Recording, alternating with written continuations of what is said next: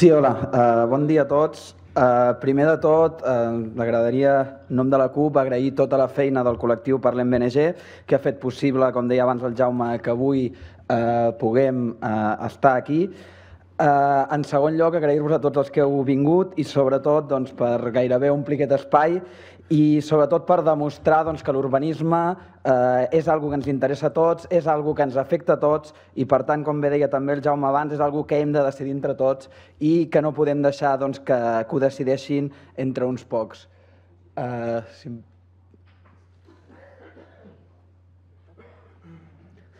Bé, durant els propers 10 minuts, potser m'he un palet més, demanar perdó, però és que clar, som els únics que parlarem en contra d'aquest sector. Intentarem explicar el nostre parer, per què entenem que no és necessari a mitjà ni a llarg termini l'Eixample Nord. Intentarem contrarrestar els arguments d'aquells que defensen el desenvolupament i la reparcel·lació d'aquest sector ara mateix. Exposarem possibles solucions al tema platja llarga que apuntava el Xavier i valorarem els darrers informes d'urbanisme que han aparegut aquests dies. En quant a la situació urbanística actual a la ciutat, durant els darrers anys de la bombolla immobiliària es van urbanitzar nombrosos espais repartits per la ciutat, com podem veure a la Carrerada, pràcticament un desert sense cap casa. A l'Eixample de Mar ja coneixem tots la seva situació, solars buits, escalers, pisos a mig construir. Al Llimonet, la mateixa situació, pràcticament desèrtica. Al Sant Jordi, on encara hi ha solars, encara hi ha edificis també aturats amb l'esquelet, o, per exemple, i finalment al Sol i Crup, on també podem veure un desert rodejat de carrers. Però si contem els solars que tenim actualment a la ciutat, creiem que podem construir, només amb aquests solars que tenim buit, al voltant de 2.500 habitatges més a Vilanova.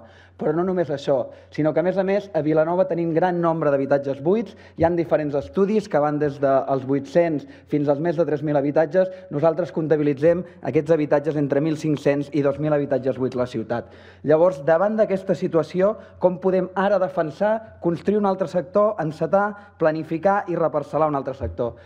L'única explicació que podríem tenir és que creiem que Vilanova durant els propers anys ha de créixer molt a nivell demogràfic, però si anem a mirar les xifres demogràfiques, resulta que si veiem l'històric dels darrers anys, fins l'any 2009 hi va haver un augment progressiu d'habitants a Vilanova, entre 2009 i 2011 s'estabilitza aquest nombre d'habitants i fins al 2013 i ara també el 2014 ha anat baixant progressivament aquest nombre d'habitants. Si anem a mirar el futur, no tenim dades de Vilanova, de previsió demogràfica, però sí que l'IDESCAT l'any passat va treure un estudi molt acurat on a nivell català, com es pot veure aquí, fins a l'any 2018-2019 es preveu un decreixement de població i fins a l'any 2051 es preveu que vagi augmentant la població, però amb una pujada poc pronunciada. Hem agafat per fer aquestes dades l'escenari mitjà dels que planteja l'IDESCAT. Si ara traslladem aquests augments en percentatge a la ciutat de Vilanova, tenim més o menys aquesta gràfica on podeu veure la línia vermella de dalt són els habitants que hi cabrien a Vilanova comptant només els poc més de 2.500 pisos que encara es poden fer a la ciutat, sense comptar tots els pisos buits que tenim.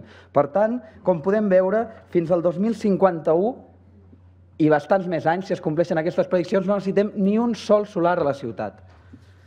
Per tant, home, si durant els propers 40-50 anys, segons les dades que publica IDESCAT, creiem que no necessitem cap solar i no sabem si l'arribarem a necessitar mai, nosaltres posem en dubte que ara haguem de fer aquest planejament, que haguem d'edificar haguem de planificar tota aquesta zona de la ciutat, que és l'Eixample Nord. Les dades principals de l'Eixample Nord són 106 hectàrees, un terç de la Vilanova actual, més de 7.000 habitatges, més de 20.000 habitants potencials i gairebé mig milió de metres de sostre comercial i industrial. Davant de totes aquestes preguntes que ens fèiem abans de com pot ser que ara planegem això, el que sentim sobretot són paraules com oportunitat, sector estratègic, la necessitat de planificar o altres temes com el promès nou hospital. Primer de tot, i aquí contradic una mica el que deia el Xavier ara, no estem parlant només de planejar, no estem parlant només de fer planos, estem parlant de reparcel·lar abans de finals de l'any que ve i, per tant, donar drets urbanístics. Què vol dir això? Que ja no hi haurà marxa enrere. D'acord que un cop reparcel·lem, aquest sector l'acabarem construint sí o sí. Sí que és cert, segons diuen, que això no tirarà endavant fins que l'Ajuntament no vulgui o la ciutat no ho necessiti. Primer de tot, dir que això que estan defensant aquests grups ho estan fent els mateixos que ens han portat a la situació actual de barris fantasma. I en segon lloc, sí que és cert amb la legislació actual, però d'aquí 30, 40, 50 anys tindrem la mateixa legislació. Ja hem viscut en aquests països, en aquest país, canvis legislatius molt liberals que no ens fan creure que puguem assegurar ara que això seguirà així durant tots aquests anys. I a més posem en dubte que sigui bo planificar a més de 50 anys vista. Us imagineu que ara desenvolupéssim un sector planificat als anys 60 o als anys 70 o als anys 50, quins disbarats arribaríem a fer. Per tant, entenem que aquest argument no ens val. Quan es parla de gran oportunitat, de les famoses empreses fantasma que es volen instal·lar a Vilanova i la Geltrú i no tenen espai. Tenim sòl industrial, sí que és cert que és d'unes característiques, que depèn de quina empresa pogués venir, una empresa gran, potser no tindríem aquest sòl. Doncs bé, plantegem-ho, plantegem un sector, un desenvolupament, si aquesta és l'única mancança que tenim per poder tenir aquest sòl disponible per a aquestes empreses. Des de la CUP no dubteu mai que si ve una nova Prysmian, òbviament aquí no posarem cap pal a les rodes, però entenem que no ens poden colar 7.400 habitatges amb aquest argument. Per altra banda, el tema de l'hospital. Quantes eleccions municipals portem on els dos grans partits de la ciutat ens prometen que si guanyaran tindrem un hospital nou i seguim sense tenir-lo.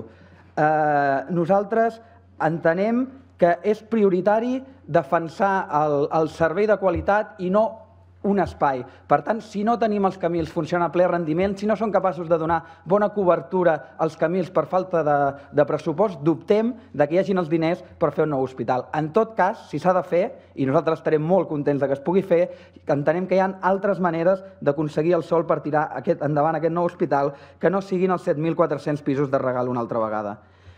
Perdó. I l'últim argument, que és el que apuntava també el Xavier, és la platja llarga i Incasòl. Aquest entenem que és l'únic motiu real que hi ha ara mateix sobre la taula. Els convenis de platja llarga són l'única explicació perquè es vulgui tirar endavant el que entenem que és un procés absurd i fora de lloc. Des de la CUP entenem que com a ciutat ens hem de plantejar si ens convé o no l'Eixample Nord independentment de la platja llarga. Hem de decidir si és bo per la ciutat o no és bo per la ciutat. Si creiem que no, com defensem des de la CUP, entenem que llavors haurem de buscar i mirar de trobar solucions a aquest problema per no seguir tirant endavant amb tot aquest planejament. Així doncs, des de la CUP, què proposem?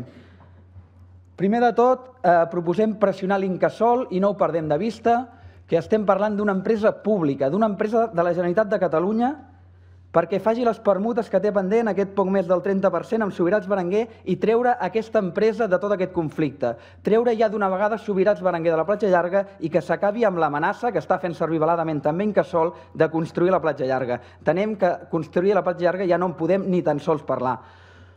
Una vegada només quedi Incasòl, entenem que hem de negociar i s'ha de fer una negociació política, d'Ajuntament a Generalitat, que s'han d'allargar els convenis per poder negociar tranquil·lament i per veure com evoluciona la situació urbanística, la situació demogràfica i urbanística. Nosaltres reconeixem aquests deutes contrets amb Incasòl. Si realment, com diuen, l'Eixample Nord no es tirarà endavant fins que ho necessiti la ciutat, que no pateixin, que ja ho trobarem ara, que no reparcel·lem ara, ja ho trobarem d'aquí 30, 40, 50, quan faci falta. Nosaltres reconeixem aquests drets, però no hipotequem aquest sector ara mateix quan no sabem si serà necessari. Posem en dubte també que Vilanova sola hagi de pagar la preservació de la platja llarga. No és un espai només dels vilanovins. Tenim que és un espai natural de tots els catalans i de tota aquella gent que el vulgui visitar. A més, estem en un estat on s'han pagat més de 14.000 milions d'euros per salvar Catalunya Caixa. S'han pagat més de 1.350 milions d'euros a Florentino Pérez per salvar el projecte Castor i entenem que potser se'n podrien arribar a destinar 60 per preservar un espai natural per a les futures generacions. I en quina situació ens trobem ara mateix? Doncs el govern de Convergència, entenem que secundat pel PSC, Iniciativa sobretot, però també ERC des de fora del consistori, tenia intenció de portar al ple del mes de gener la modificació del Pla General a l'Eixample Nord. Però el passat mes de desembre apareix un informe d'urbanisme que, curiosament, parla amb els mateixos arguments que hem defensat de Parlem BNG i des de la CUP. Demanava que justifiqués demogràficament a l'Ajuntament de Vilanova la necessitat de doblar els pisos a l'Eixample Nord i també demanava que justifiqués l'esgotament de sòl residencial. Òbviament, amb les fotos que us he ensenyat abans, semblava impossible que algú pogués justificar que s'està acabant el sòl residencial i que l'augment de població demana que tot això es tiri endavant. Però bé, Resulta que l'Ajuntament entra una nova documentació urbanisme i, com per art de màgia, fa justament 2 dies apareix un nou informe d'urbanisme on donde dije digo Diego i resulta que la Generalitat beneeix tot el projecte.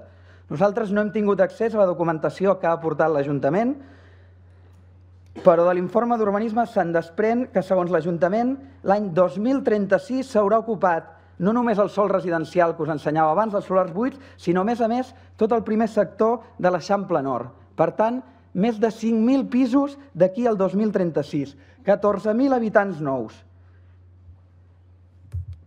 Resulta que, segons l'Ajuntament, la línia vermella és la previsió que hi ha de creixement, que augmenti la població un 21% d'aquí al 2036. I, per altra banda, resulta que IDESCAT d'aquí al 2036 parla d'un augment del 3%. I a sobre va la Generalitat i ho aprova. Home, des d'aquí, si això és cert, demanar primer de tot la dissolució de l'IDESCAT immediata, perquè realment, si des d'aquest Ajuntament sabem fer millor previsions i multipliquem per 7 el creixement de Catalunya, ens sembla realment una barbaritat. Però l'Ajuntament no diu només això, sinó que també diu que del sòl comercial i industrial de l'Eixample Nord, el 86%, 400.000 metres quadrats de sostre, estaran ocupats d'aquí al 2036. Bé, ja ens agradaria, però entenem que és la carta als Reis. Està clar que el paper ho aguanta tot, però al nostre parer tot això no cola ni en pintura. Nosaltres creiem, òbviament, que hi ha hagut pressions de tots els agents implicats en aquest sector per tal que Urbanisme aprovés sí o sí la modificació del Pla General a l'Eixample Nord. Ja per anar tancant, nosaltres seguirem defensant l'aturada d'aquest planejament i sobretot lluitarem perquè no arribem a la situació que us dèiem abans, irreversible de reparcel·lació. I volem posar una altra vegada i insistir molt en aquest tema. Quan reparcel·lem s'haurà acabat tot plegat. L'Eixample Nord es construirà sí o sí algun dia.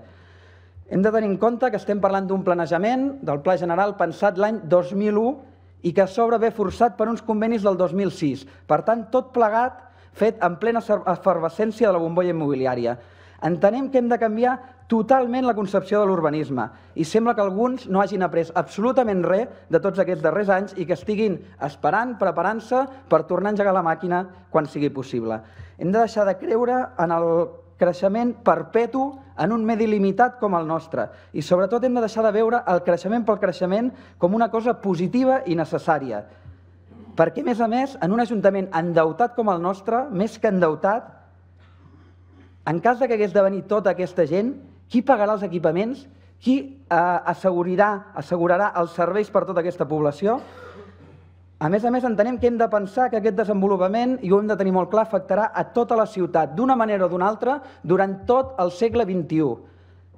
Sigui perquè tira endavant i funcioni, estarem tot un segle construint, o sigui perquè tenim hipotecat això, que llavors ens en riurem del problema Platja Llarga, durant tot el segle XXI.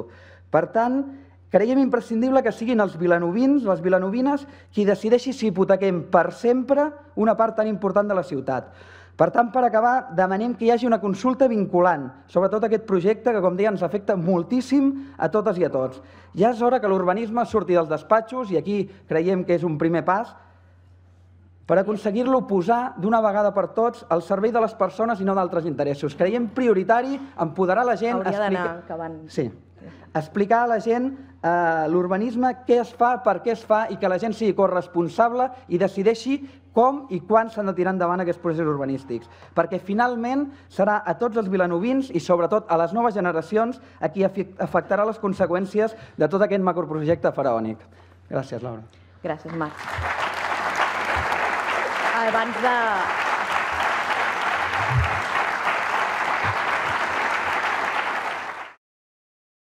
Sí, gràcies. Serà complicat contestar tot i fer conclusions en 5 minuts. Ràpidament, Santi Rodríguez parlava de manca d'espais, manca de sòl comercial i industrial.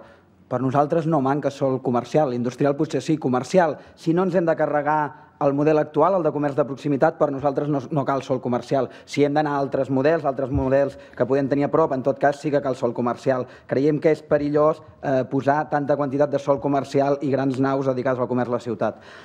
Gerard Llobet del PSC ens deia abans planificar no és reparcel·lar. No, però és que esclar, però és que s'estem planificant perquè la intenció era reparcel·lar abans del 2016 per tancar els comptes amb Incasòl i per tant, com deia abans, ja tancar definitivament aquest tema i que l'haguem de construir algun dia sí o sí.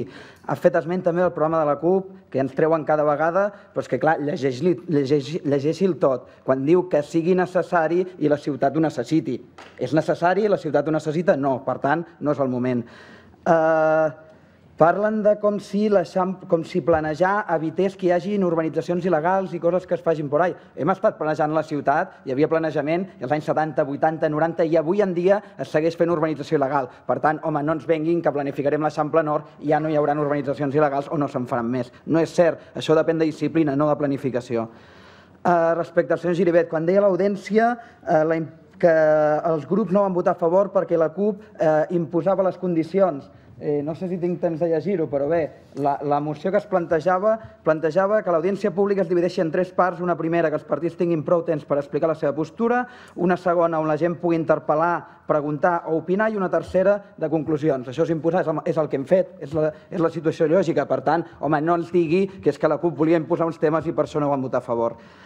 Ens diu que no ens podem adormir si no volem canviar platja llarga. És cert, vostès deien fa 4 dies que si al gener no aprovàvem el canvi del pla general no hi havia temps de complir els temes amb Incasòl. Ara ens diuen que fins a eleccions hi ha temps.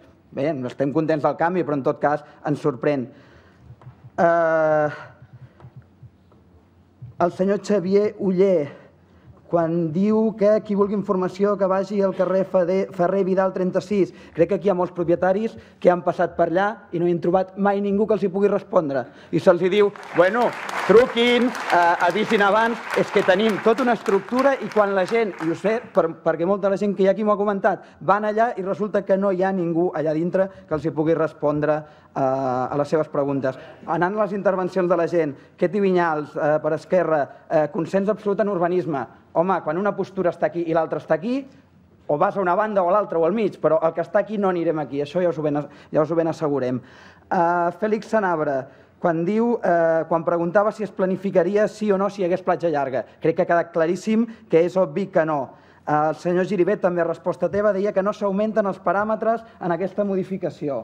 Home, PGOU 2001 respecte a modificació actual 2014 passa, com m'ha dit la Marta també, de 3.600 habitatges a 7.400. Per tant, home, alguna modificació hem fet del pla general el que s'estava aprovant.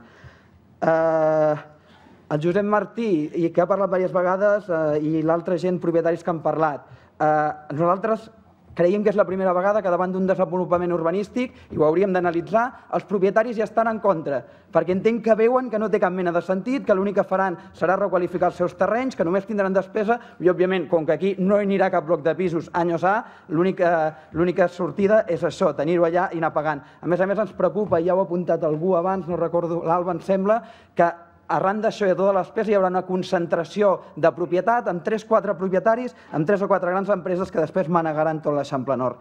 El Francesc Paula Pérez, em sembla que era el nom, perdoni, la primera pregunta, resposta a Xavier Oller, parlava de clúster de la dependència, que és que ja n'estem una mica tips de noves tecnologies, clústers, Smart City.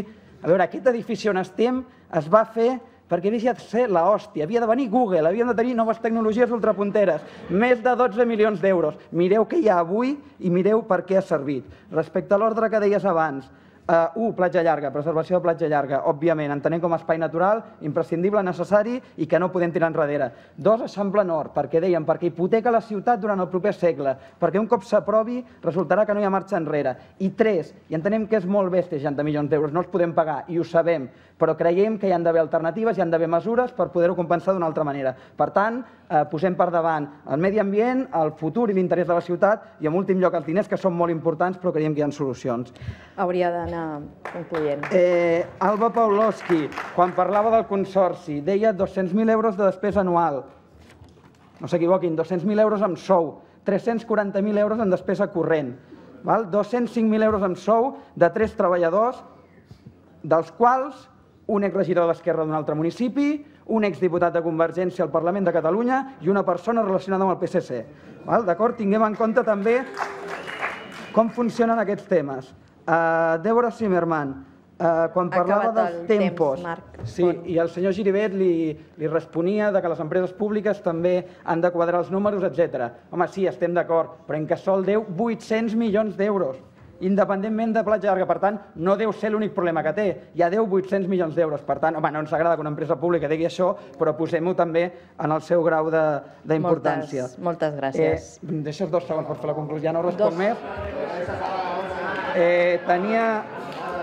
Molt ràpid, sisplau. Últimament, volia respondre a la majoria, però per temps no podré. Només 2 apunts. Incasòl, a part de tota l'operació que ha fet, també va comprar terrenys a sobre la Platja Llarga, a la Millera, que ho tinguem present. Incasòl amenaça la Millera i si no, no entenem perquè algú que es dedica a fer pisos compra alguna cosa a sobre de la Platja Llarga. I finalment, quan es parla d'aturar-ho fins a eleccions, tenim que aquesta no és la solució, no és deixar-ho refredar, eleccions, passem el tema desapercebut i passat eleccions arrenquem. Nosaltres volem i ens agradaria que els partits es posicionin clarament de quin és el futur que volen, quin és el futur per l'Eixample Nord i què defensaran després de les eleccions. I t'entenem com han de fer sense cap mena d'ambigüitat. Moltes gràcies. Moltes gràcies, Marc.